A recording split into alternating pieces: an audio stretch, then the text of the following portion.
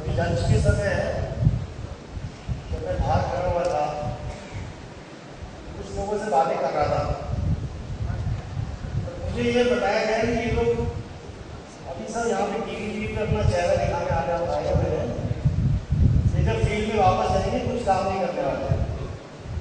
मैंने कहा नहीं, ऐसा नहीं हो सकता, जरूर भी जाके कुछ काम करेंगे।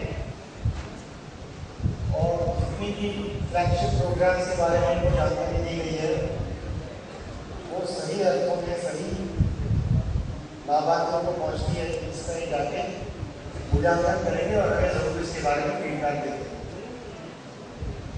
मुझे लगता है मैंने जो कहा उसमें कोई गलत नहीं कहा है।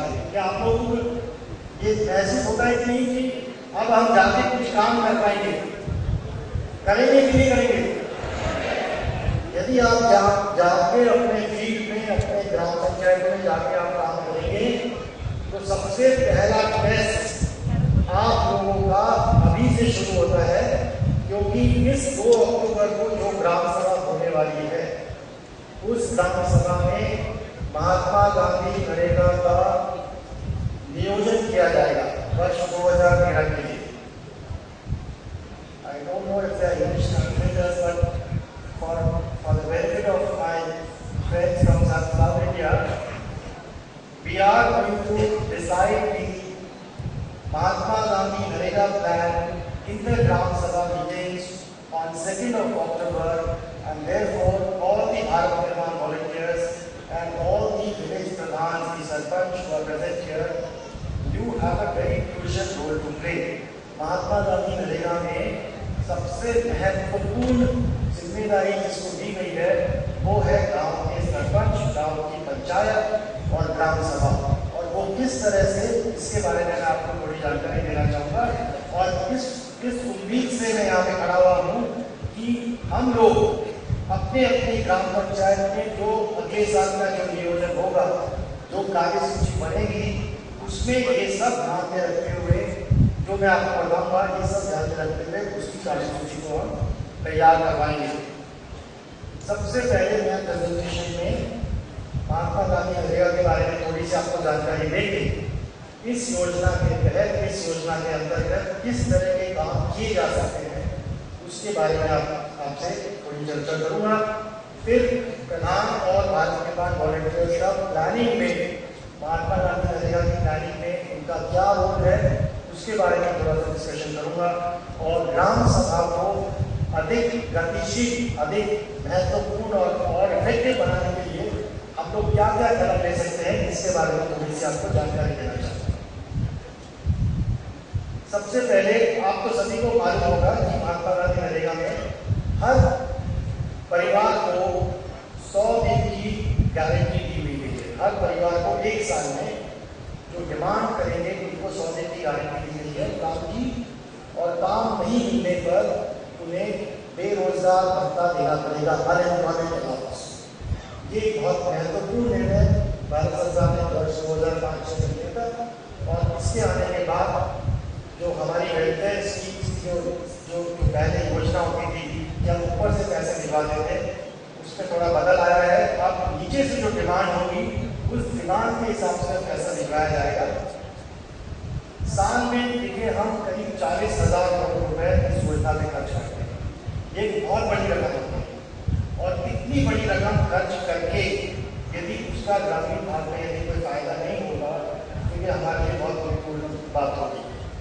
ये एक हमारे पास में एक बहुत अच्छा अवसर है जिससे कि हम इनकम जनरेटिंग एसेट्स जिसको कहते हैं कि गांव के गरीब लोगों के लिए, उनके लिए हम ऐसे काम करके दिखाएं जिससे कि उनकी इनकम बढ़ जाए और उनको हम गरीबी की रेखा से हम ऊपर ला सकें।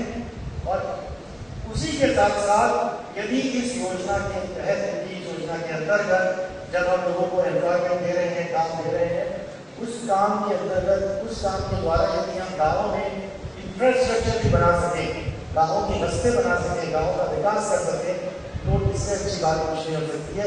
इसीलिए इस योजना का महत्व है। 40,000 करोड़ रुपए हम साल में खर्च करते हैं, और उसका हर एक पैसा जिस उद्देश्य से निर्धारित किया गया है वहाँ पे जाए और उससे गांव का विकास हो, ये आप सबकी और आपकी हमारी सबकी इच्छा होगी। इसमें बहुत महत्वपूर्ण योगदान जो है वो ग्राम पंचायत, गांव सभा और उसके साथ साथ कम्युनिटी में जो आप लोग जैसे जागरूक जो नागरिक हैं, भारत निर्माण वॉलंटियर्स, उनका एक बहुत महत्वपूर्ण उसमें योगदान हो सकता है। सबसे महत्वपूर्ण बात यह है कि कार्य सूची जो है वो ग्राम सभा ही निश्चित करती है और इसमें हम लोग ऊपर से कुछ नहीं कहते हैं।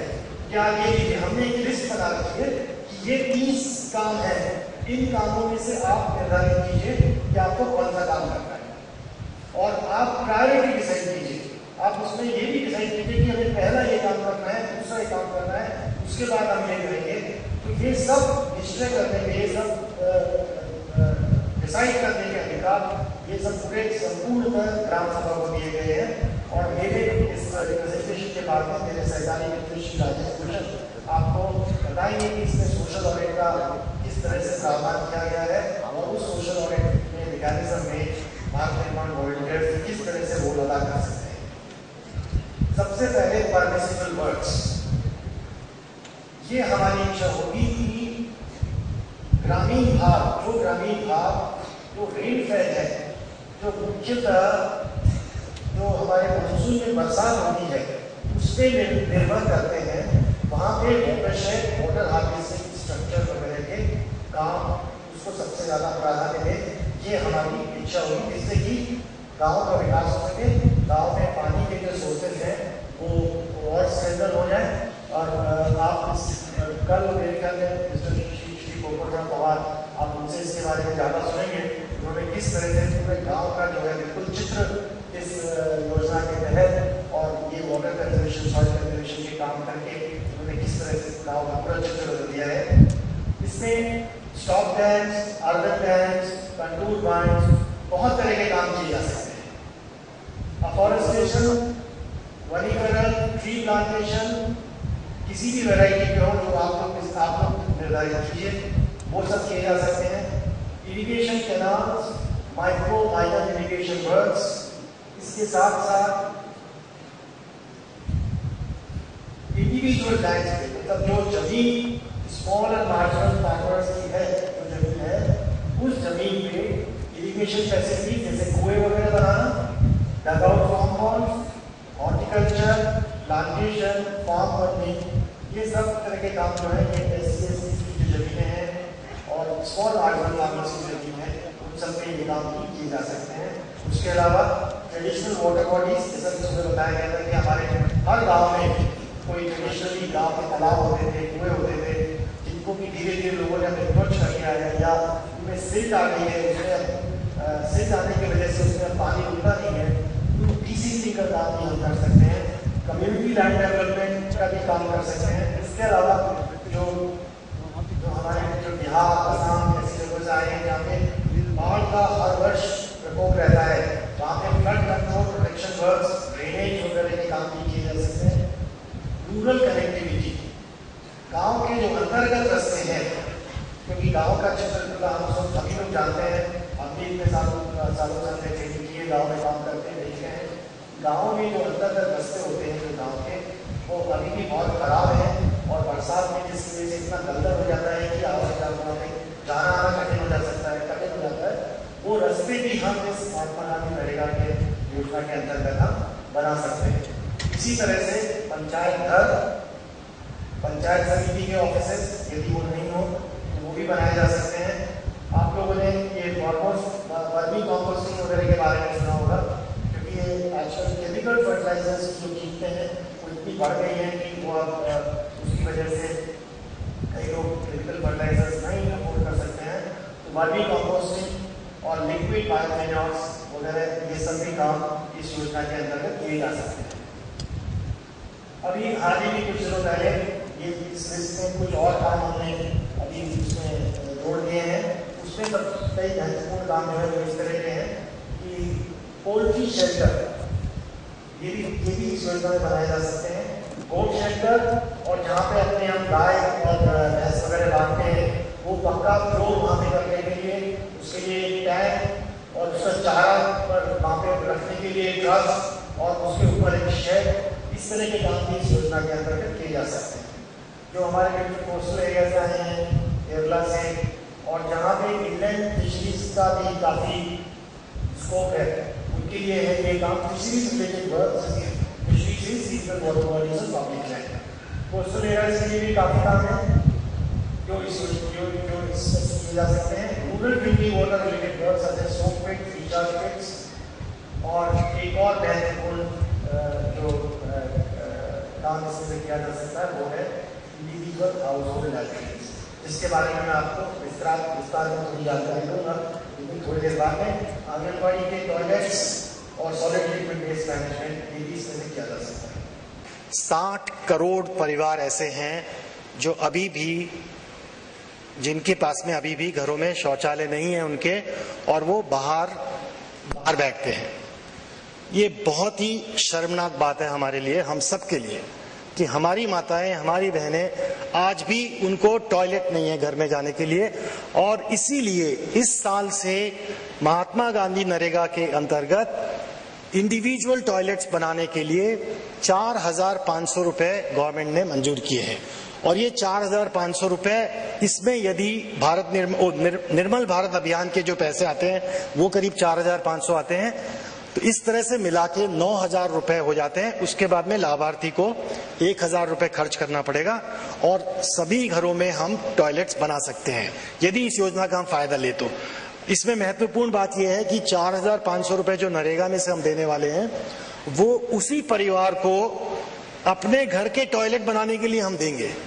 तो ये जो 1,000 रुपए उनको जो देने हैं वो एक्चुअली उनके जेब से नहीं जाएंगे, क्योंकि ये महात्मा गांधी नरेगा में उन्होंने जो काम किया है उसके बदले में उनको जो मजदूरी मिलेगी उस मजदूरी से ये 1,000 रुपए आसानी से मिल सकते हैं। और ये योजना जो है सभी small marginal farmers, SC ST families सबको लागू है।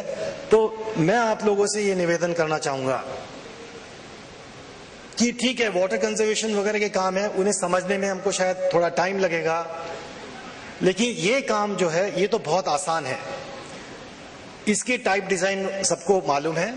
गांव-गांव में हमारे आज स्वच्छता दूत और ये जो योजना है टोटल सैनिटेशन की, इसके बारे में काफी जानकारी अब लोगों को हो गई है। अब आपको सिर्फ ये काम करना है कि 2 तारीख को जो 2 अक्टूबर की जो ग्राम सभा होगी, गांव में जिस के पास में टॉयलेट्स नहीं है उनकी एक पूरी सूची बनाकर, एक लिस्ट बनाकर ग्राम पंचायत में, ग्राम सभा की जब मीटिंग हो, ग्राम सभा में आप ये रेजोल्यूशन करवाइए। उस दिन ये आप उनसे निर्णय कराइए कि इस साल में या अगले 18 महीनों में हम इस गांव के हर घर में एक शौचालय देखना चाहते हैं। कर सकते हैं कि नहीं, बोलिए? करेंगे? Very good, I am very happy. आप जरूर करके दिखाइएगा ये। और इसके अलावा तो ये तो इमीडिएटली 2 अक्टूबर को जो हमें काम करना है उसकी बात हुई। जो लॉन्ग टर्म में, मीडियम टर्म में हम लोगों को जो काम करना है वो मैं आपसे थोड़ा सा 2-4 मिनट में मैं आपसे डिस्कस करना चाहूंगा। देखिए, Mahatma Gandhi NREGA demand driven scheme है। ये कानून से हक दिया हुआ है हर परिवार को, हर ग्रामीण परिवार को, कि डिमांड करने पर, मांगने पर हम 100 दिन का रोजगार उस परिवार को उपलब्ध कराएंगे। ये उसका कानूनी हक है। लेकिन जब हम फील्ड में देखते हैं और जब हम हमारे अधिकारियों से बात करते हैं तब हमेशा हमें यही सुनने को मिलता है, साहब डिमांड ही नहीं है, हम तो काम देने को तैयार हैं, डिमांड नहीं है। ऐसा नहीं हो सकता। मैंने पर्सनली देखा है, मेरा खुद का अनुभव है। मैं महाराष्ट्र राज्य से आता हूं और लगभग पूरे देश में घुमा हुआ हूं अपने नरेगा के देखने के लिए। हर जगह डिमांड है, छुपी हुई डिमांड है। वो लोगों को ये पता नहीं कि कहां जाके डिमांड करें हम। आप लोगों का यहां पे बहुत महत्वपूर्ण रोल हो सकता है।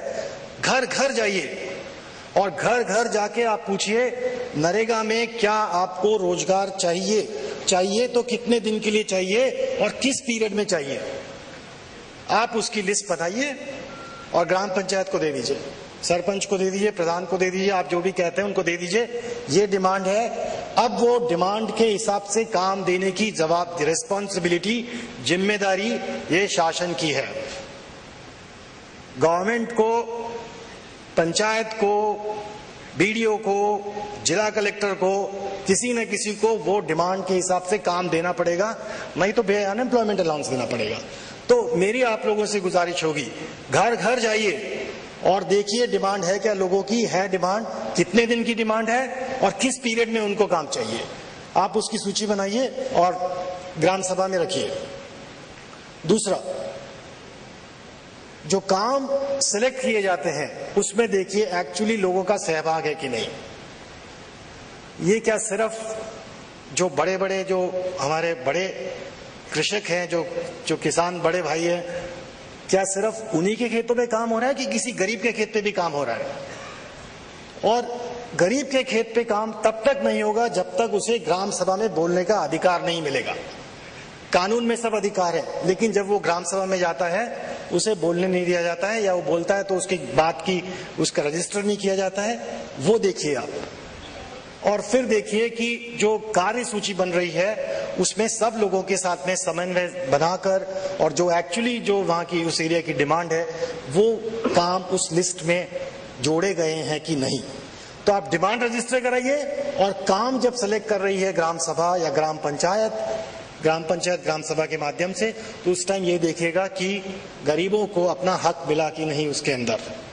ये दो काम यदि हम कर पाए अगले 1-2 साल के अंदर, तो मैं समझता हूं कि महात्मा गांधी नरेगा का जो पोटेंशियल है कि ग्रामीण भाग का एकदम चित्र बदल देना, वो हम निश्चित तरह से कर पाएंगे। बस एक आखिरी स्लाइड है, मेरा टाइम खत्म हो रहा है अब। ग्राम सभा को ज्यादा इफेक्टिव बनाने के लिए क्या कर सकते हैं? ग्राम सभा के क्या क्या पावर्स हैं और ग्राम सभा की रिस्पॉन्सिबिलिटी क्या क्या है, ग्राम सभा को कैसे फंक्शन करना चाहिए, ये सभी उस राज्य के पंचायती राज अधिनियम जो है, एक्ट है, उसमें सब उल्लेखित है। नरेगा के बारे में यदि कहा जाए तो नरेगा के बारे में सबसे ज्यादा अधिकार जो है वो ग्राम सभा को है। मतलब भारत की लोकसभा और राज्य की विधानसभा को इतने अधिकार नहीं है जितने की ग्राम सभा को अधिकार है नरेगा में। तो मैं चाहूंगा कि ग्राम सभा को जो है उसको उसका महत्व समझ के, और आप ग्राम सभा में लोगों को समझाएं कि ये तुम्हारे अधिकार हैं, यदि तुम चाहोगे तो काम होगा, तुम बोलोगे काम नहीं होना है तो काम नहीं होगा, तुम चाहोगे ये काम ऊपर आना है और ये नीचे जाना है, तो ये भी निश्चित करने का अधिकार ग्राम सभा का है। दूसरा काम कीजिए आप सब, आजकल तो बहुत लोग तो कंप्यूटर सेवी भी हैं, इंटरनेट पे जाके भी आप काफी कुछ देख सकते हैं। राज्य शासन के और भारत सरकार के सारे ऑर्डर्स अब इंटरनेट पे अवेलेबल होते हैं, उपलब्ध होते हैं, या आप उनकी प्रत कहीं से आप प्राप्त कीजिए, और आप एक काम कीजिए, बस ग्राम सभा जिस दिन हो उस ऑर्डर का सारांश आप पढ़ के बता दीजिए कि ये नई योजना आई है, इस नई योजना के अंतर्गत लाभार्थियों का चयन ऐसे किया जाएगा और इसमें काम ऐसे सेलेक्ट होंगे, इस योजना के तहत, इस योजना के अंतर्गत हमारे गांव को, हमारी ग्राम पंचायत को इतना पैसा आया है। यदि ये भी हम लोग कर देंगे, लोग अपने आप जागरूक हो जाएंगे। इतना तो हम लोग कर ही सकते हैं कि जो ऑर्डर आया है राज्य शासन से या भारत सरकार से, उसका सारांश ग्राम सभा में पढ़ के सुनाना। उसमें तो आपने कोई हाथ नहीं बांध सकता कि नहीं तू चुप रहे, बोलेगा नहीं, वो तो हम पढ़ के सुना ही सकते हैं। ओपन फोरम देखिए, पहचानिए कि वो कौन से परिवार हैं जो ग्राम सभा में कभी नहीं आते हैं, क्यों नहीं आते हैं, वो आते हैं तो क्या उन्हें बोलने का अधिकार है? यदि नहीं है अधिकार, उन्हें बोलने के लिए इनकरेज कीजिए, आप थोड़ा प्रोत्साहित कीजिए उनको, उन्हें बोलने दीजिए। तो जो हमारे जो वल्नरेबल सेक्शंस हम जिनको बोलते हैं, हमारी माताएं बहनें जो कभी ग्राम सभा में नहीं आती हैं और कुछ बोल नहीं पाती हैं, आती हैं तो उन्हें बोलने का अधिकार नहीं मिलता है, वो धीरे धीरे हम बंद कर पाएंगे। और जो लोगों से अफेक्टेड इश्यूज हैं जैसे शिक्षा, हेल्थ, ड्रिंकिंग वाटर, उसके बारे में आप खुली चर्चा होने दीजिए ग्राम सभा में। ये हम 4-5 काम यदि कर पाए तो मुझे लगता है कि निश्चित तरह से हम जो प्रोग्राम लेके आपके पास में आते हैं उसका ज्यादा से ज्यादा इफेक्ट फील्ड में दिखने लगेगा। मेरा इतना ही प्रेजेंटेशन था, लेकिन मैं एक पॉइंट इसमें भूल गया हूं वो मैं आप लोगों से मैं रिक्वेस्ट करना चाहूंगा। महात्मा गांधी नरेगा में देखिए, एक तो कॉन्ट्रैक्टर्स नहीं अलाउड हैं, तो कहीं ठेकेदार वगैरह यदि लग रहे हो तो कृपया करके हमें आप इंफॉर्मेशन भेज दीजिए। दूसरा, इसमें मशीनरी का जहां तक हो सके जो काम मैन्युअली हो सकता है वो मशीन से नहीं होने दें। और तीसरा एक जो है मेरी दृष्टि से बहुत इंपॉर्टेंट काम है, इसमें हम पैसा डायरेक्टली बैंक अकाउंट्स में जमा कराते हैं। जो मजदूरी होती है वो बैंक अकाउंट में जमा करते हैं। वो बैंक अकाउंट कई जगहों पे अभी भी जॉइंट बैंक अकाउंट है। हम लोगों की ये इच्छा होगी, विशेषतः हमारे मंत्रालय की ये इच्छा होगी कि जॉइंट बैंक अकाउंट जो है उससे महिलाओं का हक उनको नहीं मिलता है। महिलाओं का जो अकाउंट है वो आप अलग कर दीजिएगा। जब महिलाओं के अकाउंट में डायरेक्टली पैसे जाएंगे, अपने आप उन लोगों को एम्पावरमेंट होगा, उन्हें बोलने की क्षमता आएगी और वो ज्यादा अच्छे तरीके से उस पैसे का यूटिलाइजेशन हो सकेगा। तो जाके जरा आप यदि जॉइंट अकाउंट्स जो हैं वो देख के यदि आप अलग अलग करा सके तो मैं आप लोगों का बहुत बहुत आभारी रहूंगा। मुझे बोलने की जो आपने मौका दिया, इधर आने के लिए मुझे नितिन चंद्रा साहब ने बुलाया, मैं उनका भी बहुत शुक्रगुजार हूँ और आप सबका भी बहुत एहसानमंद हूँ कि मुझे आपने सुना। Thank you.